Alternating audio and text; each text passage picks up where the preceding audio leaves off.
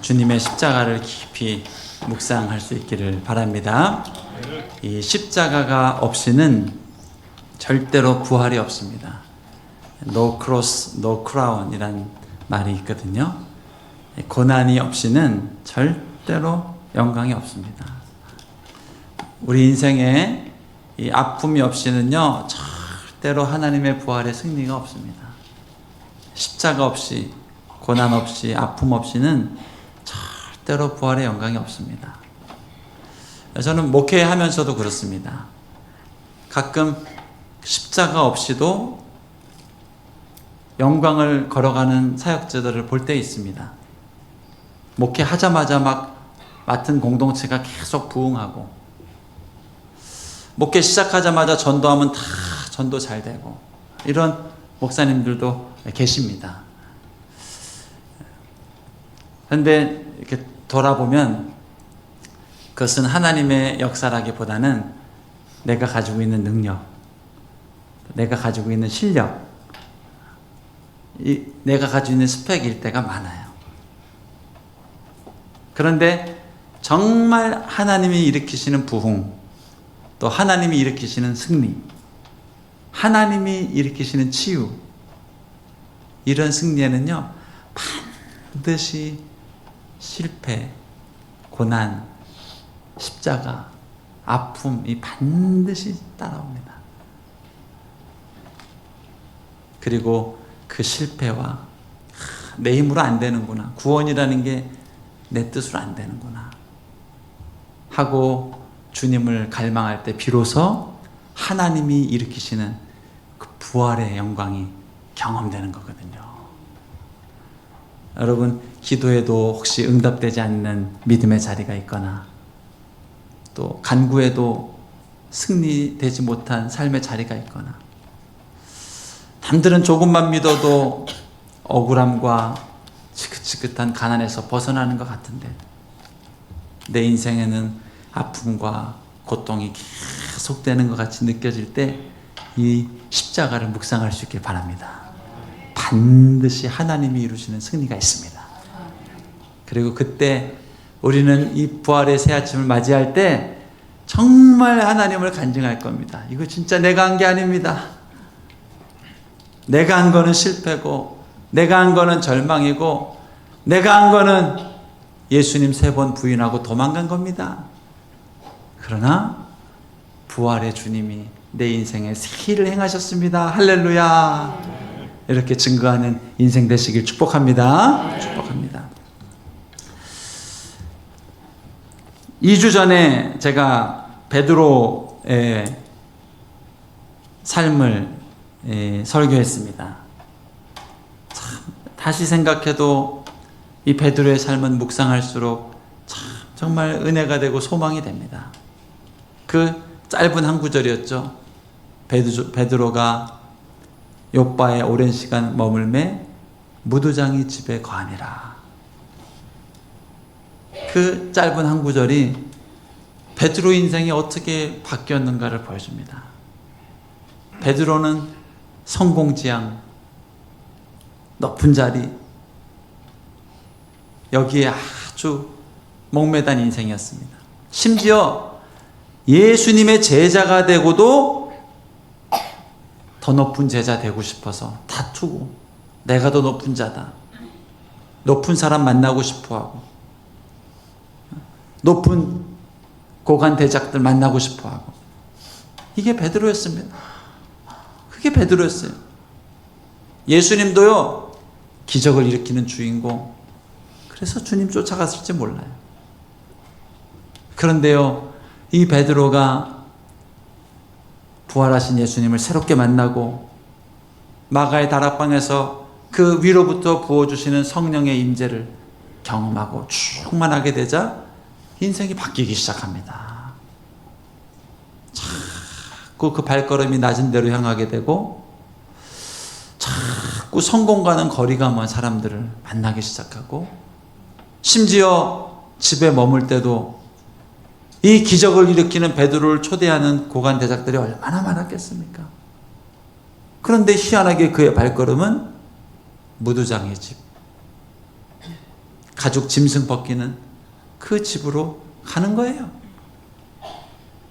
이게 변화된 베드로의 모습입니다. 이게 성령 충만한 베드로 모습입니다. 저는 저와 여러분이 이런 인생으로 바뀌게 될 줄로 믿습니다. 높은 자리 싫어하는 사람 아무도 없습니다. 태어나서 기왕에 한번 살아본 인생 성공해서 사는 것 누구나 갈망하는 일입니다.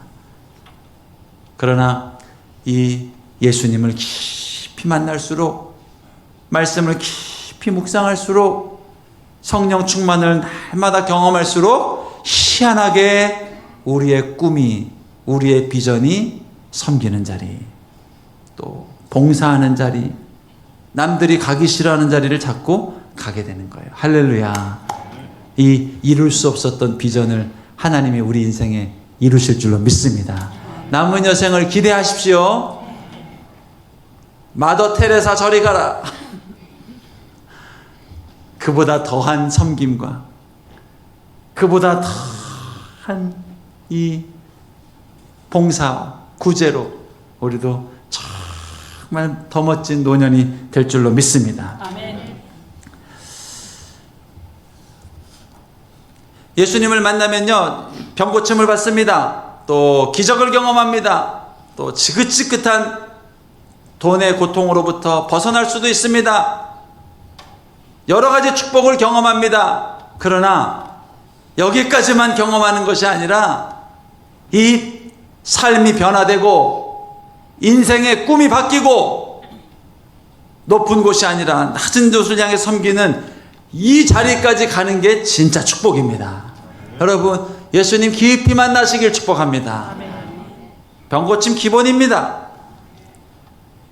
또 가난해서 좀 이 고통에서 벗어나는 것 하나님이 왜 안 주시겠습니까? 그러나 거기까지만 경험하는 게 아니라 그 넘어서서 정말 주님처럼 변화되고 주님처럼 바뀌고 희한하게 내 꿈과 비전이 주님의 마음이 있는 곳으로 향하는 이 축복의 자리까지 꼭 가실 수 있길 바랍니다. 예수님 붙잡아야 돼요. 계속 말씀 묵상해야 됩니다. 교계, 우리 개신교 한국교회 그래도 가장 자랑스러운 분은 한경진 목사님입니다. 더군다나 우리 장로교 통합 측 교단의 어르신이라는 게 얼마나 우리의 자랑인지 모릅니다. 그런데 그 청빈의 삶, 한경진 목사님, 그렇게 아픈 자들을 위로했던 고아와 가부들의 친구가 되셨던 한경진 목사님이 날 때부터 그런 목사님이었을까요? 천만의 말씀이죠. 그분은 목회하면서도 신사참배를 한 목사님입니다. 베드로 3번 부인한 것 마냥 위대한 순교자들, 주기철 목사님, 손양호 목사님, 위대한 순교자들이, 이성복 목사님, 우리가 요번에 수안보 파크 호텔로 리더십 수련회 가잖아요. 그 수안보 파크 호텔이 한국 도자기에서 운영하는 거거든요. 한국 도자기 그 김장로님 설립자가 참 믿음의 장로님이셨잖아요. 그 사돈이 이성복 목사님이에요. 순교자 이성복 목사님. 그래서 거기 수안보 파크 호텔 안에다가 성봉 채플이라서 교회를 지어놨어요. 그 이성복 목사님 예수님 믿고 순교할 때 한경진 목사님은 신사참배를 했단 말이에요. 그런데 이 한 목사님을 주님은 어떻게 하셨을까요? 다시 받아주시죠. 실수했구나. 아유, 교인들 총칼에 위협받을까봐 걱정돼서 그랬구나. 내 새끼들, 교인들 총칼에 순교할까봐 자식 걱정돼서 하나님 모시는 걸 좀 소홀히 했었구나. 그래도 괜찮다. 다시 일어나라. 위대한 사람 될 수 있어. 베드로 봐봐. 한 번 넘어져도 주님이 다시 쓰시니까 위대한 순교자가 되잖아. 너도 그런 목사 될 수 있어. 이 주님의 사랑과 능력으로, 말씀으로 새롭게 되니까요. 그분 떠나실 때 남은 유품이 몇 개 없었잖아요. 안경, 지갑하고 성경책하고. 은퇴할 때도 은퇴자금 다 마다하시고 남한산성에 작은 별채 하나 얻어서 거기서 기도하면서 찾아오는 아픈 사람들, 힘든 사람들까지 섬기다가 가셨잖아요. 이게 십자가 능력입니다. 그렇다고 한경진 목사님이 부목사님들한테 나처럼 청빈하게 살아, 나처럼 집 없이 살아, 나처럼 은퇴자금 받지 마, 이런 말씀 한 말씀도 안 하셨습니다. 왜요? 한 목사님은 그게 어떤 율법이나 도덕이나 의무가 아니라 그렇게 바뀐 거예요. 인생이 내가 예수님 때문에 내 가치관, 내 인생관, 내 직업관, 이게 바뀌어버린 거예요. 그러니까 섬기는 교육자들에게 할 말이 뭔가? 예수님 믿으십시오. 잘 믿으십시오. 또 말씀 잘 보십시오. 언제나 찾아가면 꼭 이 정도 청빈한 목사님은 너도 가난하게 살아라, 겉옷까지 내주라, 이런 얘기 할 법하잖아요. 아니요. 거기에 능력이 있다고 생각하지 않았어요. 한 목사님이 변화된 건 말씀이었고 예수님의 십자가였고 성령의 기름 부음이었습니다. 그래서 교회 중직 목사님들 한 20명이 한 목사님 소천하기 전에 인사드리러 가서 설날에, 그때 제가 심어하던 하영조 목사님도 같이 가셨다고 그러더라고요. 한 말씀 해 주십시오. 그랬더니 예수님 잘 믿으십시오. 성경 많이 보십시오. 그 얘기했다는 거예요. 여러분, 정말 우리가 이 예수님 깊이 만날 수 있길 축복합니다. 가치관이 바뀝니다. 인생관이 바뀝니다. 제가 자주 얘기하죠. 아무리 자녀들한테 자선사업가 되고 구제 열심히 하고 봉사 열심히 하라고 해도 내 가치관이, 성공을 향한 내 가치관, 이 가치관이 바뀌지 않으면 결국 자녀들은 그것을 배웁니다. 그러나 우리 주님을 깊이 만나고 성령을 사모하십시오. 주님의 십자가를 계속 묵상하십시오. 말씀을 계속 보십시오. 그러면 예수님처럼 인생이 바뀌게 됩니다. 할렐루야. 베드로 인생이요, 바뀌었어요. 눈 떠보니까 나도 주님처럼 아픈 사람들 찾아가고 있고, 눈 떠보니까 나도 성공하기 위해서 예루살렘 교회 수석 목사 되기 위해서 노력하는 게 아니라 무두장이 집에 가고 가난한 사람들 찾고 하는 사람으로 바뀐 거예요. 얼마나 냄새 나는지 몰라요. 제가 몽골 아울리치 갔을 때 우리 숙소, 그 목사님 사택 옆에 있는 거기서 교회에서 숙소를 했는데 그 앞이 양 잡는 곳이었어요. 냄새가요. 그리고 파리가, 방에도 잠자는데도 모기만치 파리가 많아요. 냄새가. 그 집이 가죽장이, 무두장의 집입니다. 근데 베드로하고 냄새가 안 나겠습니까? 그런데 기도하면 하나님의 마음에 자유함 주시고 주님의 마음을 부어주시고 내가 받은 사랑을 알게 해주시고 기쁨으로 그 자리에 가게 되는 거예요. 여러분, 우리도 거기까지 가게 될 줄로 믿습니다. 우리 교회도 그런 교회 될 거예요. 제가 지난주에 이제 이방인 구원에 대해서 말씀을 나눴습니다. 본격적으로 이제 이방인 구원, 유대인 구원을 넘어서서 이방인 구원이 이제 시작됐다고 그랬죠. 그런데요, 하나님이 이 이방인 구원의 역사를 이제 본격적으로 시작하기에 앞서서 어떤 이 이방인 구원의 문을 열 사람이 필요한 거예요. 그래가지고 두 사람을 골랐는데 무두장의 집에 살고 있는 베드로를 골랐고 또 한 명 고넬료를 골랐습니다. 고넬료는 이방인이에요. 아직 예수님을 몰라요. 아직 성령님을 몰라요. 유대인의 하나님, 구약의 하나님만 알고 있어요. 이방인이지만 그 하나님을 믿고 싶어하는 사람이에요. 6월절에 예루살렘 와서 회당 안에 들어가진 못해요. 이방이니까. 그러나 밖에서 제사를 드리면서 유대인이 경험한 축복 나도 경험하고 싶다고 말하는 사람이었어요. 근데 하나님이 이 고넬료를 딱 이방인 구원의 문을 여는 사람으로 선택했는데, 왜 고넬료를 선택했을까요? 오늘 본문에 보면 그 비밀이 나와 있습니다. 2절 말씀은 볼까요? 2절 말씀 시작. 그가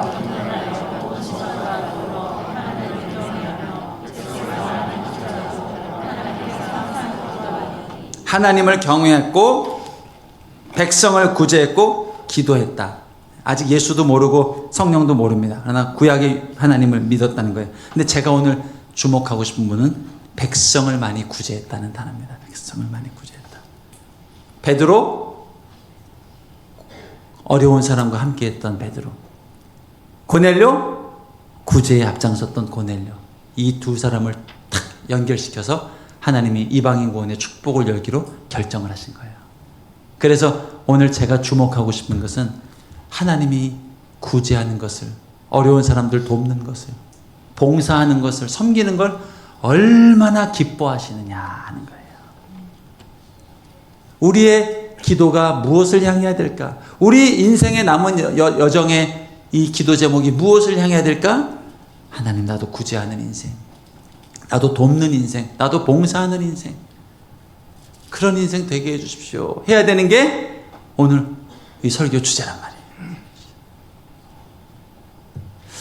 제가 작년에 대신방을 했습니다. 근데요, 오늘 본문을 묵상하면서 신방을 딱 묵상해 봤을 때도 떠오르는 공통점이 하나 있어요. 부모님이 거지들을 먹이시고, 부모님이 집에 찾아오는 손님들 절대로 빈손으로 안 보내시고, 부모님이 마을 주변에 사는 가난한 사람들 먹이시고 뭐 있기만 하면 챙겨주시고 하는 부모님 자녀들은 다 복을 받았습니다. 다 복을 받아요. 반면에 서울에서도 좋은 대학 나오고 좋은 집 살고 내 가치관과 인생관이 그래도 여전히 인류 인생, 세상 최고의 인생, 성공 꿈꾸던 사람들은요, 자녀들 미끄러지는 경우가 참 많습니다. 여러분, 세상 이치도요, 내가 베풀고 내가 어려운 사람들 돕고 구제 많이 하면요, 자녀들이 복을 받습니다. 하물며 하나님은 어떻게 하시는가? 반드시 그 인생을 책임져 주시고 축복해 주신다는 거예요. 이게 믿음의 열매입니다. 열매. 오늘 백성을 많이 구제했던 고넬료거든요. 하나님이 그를 어떻게 평가하시는가? 3절 4절 말씀입니다. 하루는 제 9시쯤 되어 환상 중에 밝기 봄에 하나님의 사자가 들어왔어요. 환상이 보였습니다. 구제를 많이 했더니 환상을 봤습니다. 그 천사가 들어왔습니다. 그리고 고넬료야 이렇게 합니다. 여러분도 이런 축복 한번 받아보면 좋겠습니다. 서거나 이렇게. 누구야? 고넬료야 하니 고넬료가 주목해서 보고 두려웠습니다. 이게 무슨 소리지? 이게 무슨 느낌이지? 주님, 무슨 일입니까? 천사가 이르되 너의 기도와 구제가 하나님 앞에 상달되었느니라 하시는 거예요. 너의 구제가 상달되었다는 거예요. 상달. 여러분, 우리 인생이 다 하나님께 상달되는 거 아닙니다. 여러분, 우리 교회 헌금이 다 상달되는 것 같으세요? 그렇지 않아요. 아나니아 삽비라 사도행전 5장에서 봤죠. 우리 헌금도요, 하나님께 다 상달되지가 않는 경우가 있어요. 아나니아 삽비라 헌금이 상달이 안 됐잖아요. 그 자리에서 죽었잖아요. 세상에서 높은 직분, 높은 자리에 올라가는 거, 그 하나님께 영광이 될 수도 있지만요, 하나님께 상달이 안 되는 경우가 더 많아요. 좋은 직업, 이거 하나님께 영광이 안 되고 상달 안 되는 경우가 참 많습니다. 그런데 오늘 고넬료 인생이요, 하나님께 상달이 됐다는 거예요. 왜요? 구제를 했거든요. 구제를 섬겼거든요. 어려운 이웃들 도왔거든요. 여러분, 남은 여생에 정말 여러분 인생을 이렇게 멋지게 쓰임받을 수 있기를 축복합니다. 옛날에 이런 말이 있었어요. 자녀들 공부시킬 때, 야, 공부해서 남 주냐? 너 잘 되라고 공부하라는 거 아니야? 아유, 엄마는 공부만 맨날 공부해서 남 주냐? 너 잘 되라고 공부하라는 거 아니냐? 그랬잖아요. 근데 한동대를 설립하신 미국 나사 연구원이었던 그분이 불모지 이곳에 와서 기독교 학교, 하나님의 학교를 세우고자 감옥에도 가고 하면서 그 한동대, 그분도 고넬료 같은 인생이었어요. 자기 다 내려놓고, 내려놓음이 자랑이 아니었습니다. 근데 하나님 비전을 따라서 가서 고생하면서 샜는데, 그분이 내건 슬로건이 뭔가? 공부해서 남주자예요. 왜 공부해야 되는가? 나 잘 먹고 잘 살기 위해서? 아니, 남을 주기 위해서, 남을 섬기기 위해서. 왜 좋은 기업 들어가야 되는가? 더 많은 사람들 섬기기 위해서. 왜 사업이 잘 돼야 되는가? 더 많은 좋은 일, 어려운 이웃들 섬기기 위해서. 저는 우리의 자녀들에게 이런 비전이 잉태되길 축복합니다. 높은 자리 가야 됩니다. 성공해서 출세해야 됩니다. 왜? 이 비전이 분명해야 돼요. 왜라는 질문에 분명한 답이 나와야 돼요. 왜? 좋은 집 살고 싶어서요? 아니죠. 좋은 아파트, 좋은 배우자 만나고 싶어서요? 아니죠. 왜? 물었을 때 이게 분명해야 됩니다. 섬기기 위해서요. 어려운 사람들 돕기 위해서요. 그래서 정치도 하고 싶고, 그래서 선생님도 되고 싶고, 그래서 위대한 사업가도 되고 싶고, 위대한 교육가도 되고 싶고, 위대한 농부도 되고 싶고. 그 비전. 여러분, 하나님이 구제하는 사람을 엄청나게 축복하십니다. 여러분, 남은 우리 인생 가운데 이러한 축복이 흘러넘치길 축복합니다. 구제가 내 남은 시간, 내 남은 인생, 여러분, 우리 인생에는 절대 은퇴가 없는 줄로 믿습니다. 저도 어느 때가 은퇴할 때가, 목사 은퇴할 때가 오겠죠. 장로님, 권사님, 집사님 은퇴할 때가 올 겁니다. 그러나 봉사와 구제와 섬김에는 은퇴가 없길 바랍니다. 저도 계속 기도합니다. 은퇴 이후에도 어떤 모양으로든 하나님 섬기게 하시고, 말씀 전하게 하시고, 주님 증거하게 하십시오. 직분은 내려놓을지언정 이 남은 여생 더 섬기고, 돌아보면 남아있는 건강이 있고, 남아있는 시간이 있고, 남아있는 물질이 있는데, 하나님 정말 내 남은 여생, 이게 시간이 흐를수록, 세월이 흘러갈수록 예수님처럼 더 많이 베풀고, 정말 주님 만나기 전에 다 그럴 수 없겠지만, 주님 만나기 전에 정말 만약에 다 베풀고 빈손으로 주님 만날 수 있다면 이보다 큰 축복이 있을까요? 하나님이 이런 사람으로 바꿔가신다는 거예요. 이게 성령의 열매입니다. 여러분, 성령을 충만하게 받으시길 바랍니다. 아멘. 적당히 받으면요, 기적 맞고 돌아가고, 병 고침 받고 돌아가고, 또 어둠에서 벗어나서 돌아가고 하게 된단 말이에요. 그러나 깊이, 더 깊이 주님 사모하고 더 깊이 성령 체험하면요, 진짜 변화가 일어납니다. 내 삶에, 내 생각, 내 가치관, 내 인생관에 변화가 나타납니다. 할렐루야. 아멘. 우리 상주교회도 그런 교회 될 수 있기를 축복합니다. 아멘. 우리가 상주에서 큰 교회지만 인격이나 우리의 수준이 작은 교회와 얼마나 차이가 있겠습니까? 다 똑같은 죄인들인데요. 그리고 조금 돕다 보면은 오해도 생기고, 조금 돕다 보면은 이제는 계속 도와달라고 할 수도 있고, 참 이 돕는 것에 이 어려움이 많거든요. 그러나 그때일수록 작년에도 했잖아요, 지난번에도 도와줬잖아요 라고 하는 게 아니라 주님 앞에 엎드려서 하나님, 더 이상 돕고 싶지가 않습니다.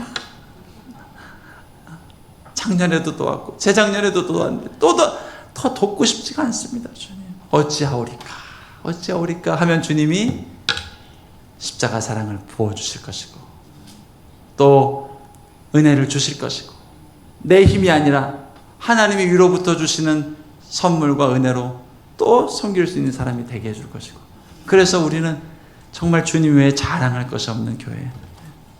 여러분, 이 돕다 보면요, 이 오해를 사고요, 또 돕다 보면요 원망을 살 때가 있고, 아마 저는 제가 믿기로는 이 자리에 있는 성도님들은 한 분도 열애 없이 돕기 위해 애썼고, 돕기 위해 시작했고, 또 가난한 사람들 구제하려고 시작한 일들이 있는 줄로 믿습니다.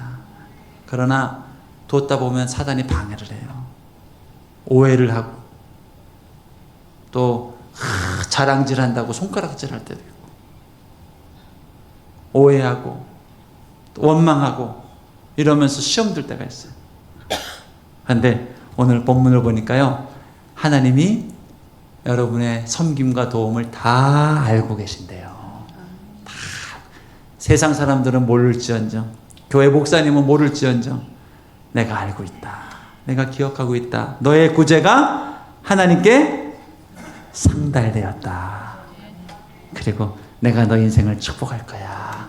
여러분, 이 음성을 들으면 자유함이 옵니다. 할렐루야. 아멘. 더 섬기고 싶어집니다. 주님이 나를 인정해 주시는구나 하고 하나님의 축복을 기대하면서 나가는 인생이 되는 거예요.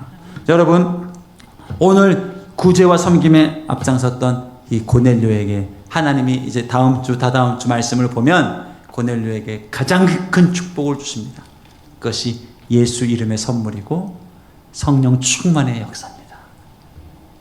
여러분, 저와 여러분 남은 여생이 구제와 섬김에 앞장서게 되면 우리 자녀들 반드시 예수님 믿고 성령 충만한 인생 될 겁니다. 아멘. 반드시 그렇게 될 겁니다. 아멘.